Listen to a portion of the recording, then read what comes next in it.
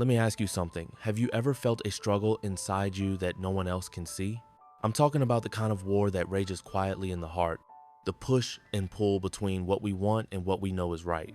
Psychologists sometimes call this cognitive dissonance when our desires clash with our values.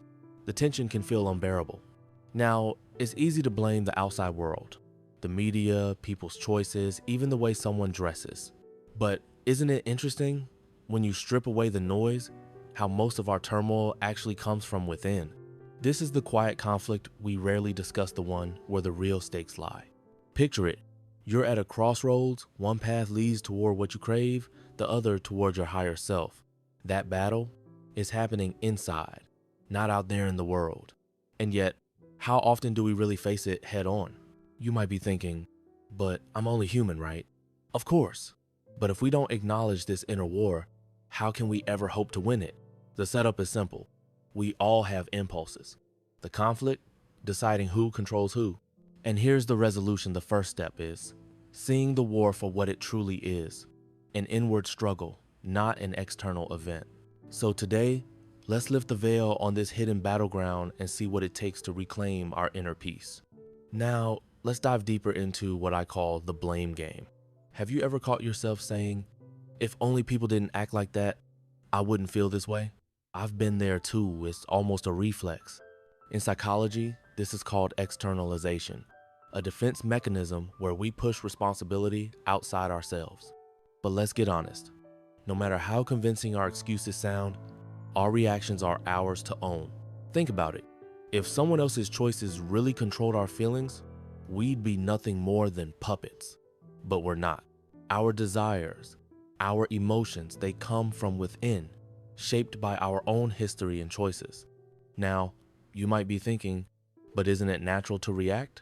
Absolutely. Yet, at some point, we have to stop dodging the mirror. The setup, the world seems to provoke us. The conflict, we'd rather blame than reflect. The resolution, ownership. The moment we claim our inner world as our own, we gain the power to change it. Let me tell you a story once. A friend blamed his anger on his noisy neighbors. Weeks later, he realized the real trigger was his own stress, not their music. That's when the inner war turned, ever so slightly, in his favor. The next time you catch yourself blaming someone else for your feelings, pause. Ask, am I dodging the mirror or facing the truth? Here's a tough question. Would you feel the same desire if the person in front of you were your mother, your sister, your child? Suddenly, it gets real, doesn't it? The lens through which we see others changes everything. This is where objectification creeps, in a term that means seeing a person as an object rather than a soul. Neuroscientists have even mapped how different brain circuits light up depending on whether we connect empathetically or just react to appearance. Now, you might argue, but attraction is human. Of course, but there's a world of difference between true affection and the emptiness of lust. When love is present, we feel protection, care, respect. When lust dominates, that care evaporates, and suddenly another human being becomes just another stimulus. Let me paint a picture. Imagine meeting someone and instantly seeing their story, their dreams, their scars, the people who love them. Compare that to the shortcut our brain takes when it focuses only on surface. The setup is innocence. The conflict is in the lens we choose. The resolution? Choosing to see people as stories, not objects. This isn't just about morality, it's about the health of our own hearts. Which lens are we choosing? Let me tell you a story. Once, someone I knew shrugged off a fleeting temptation. No big deal, he thought, but that spark became a flame. In psychology, we call this habituation, the process where repeated exposure makes a behavior automatic. The modern world amplifies this with what I call dopamine loops. Every swipe, every click trains our brain to chase quick pleasure. Especially with things like pornography, the trap lies in its design: accessible, anonymous, addictive. Now, you might wonder, isn't it just a harmless habit? Neuroscience says otherwise.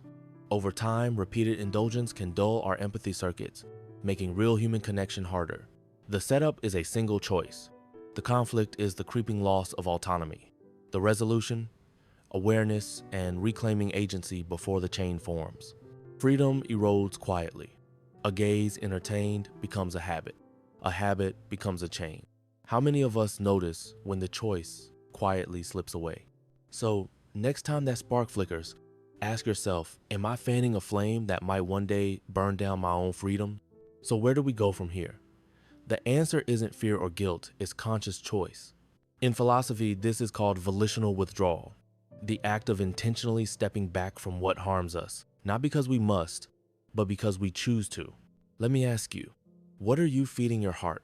Are you nurturing love, compassion, dignity, or are you handing your will over to impulse, one small compromise at a time? Now, you might protest, isn't freedom doing what we want? Not quite. True freedom is the ability to say no to govern our own desires, not be governed by them. It's about restoring real love to the center, seeing people as souls, not stimuli. It's about humanization, a word that means recognizing the full, sacred worth of every person. Here's the setup: a restless heart, the conflict. Temptation threatens to hollow it out. The resolution: choosing light every day in small, invisible ways. That's how the inner war is won, not with grand gestures, but with quiet, daily courage. So the next time you're tempted, remember, you're not just defending your reputation. You're defending your heart, your freedom, and the possibility of real, lasting love.